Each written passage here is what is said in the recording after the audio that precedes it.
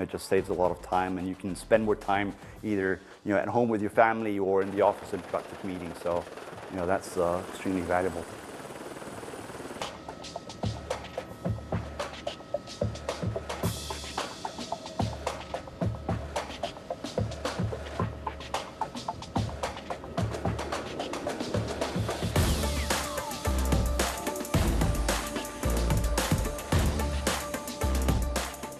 The helicopters nowadays stay a lot of time on the ground.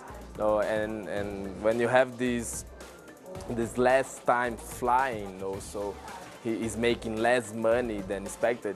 Have a lot of costs here. The helicopter, the pilots, the hangar. In this way that we are working to reduce the price and create more demand and create a new kind of transportation for our population.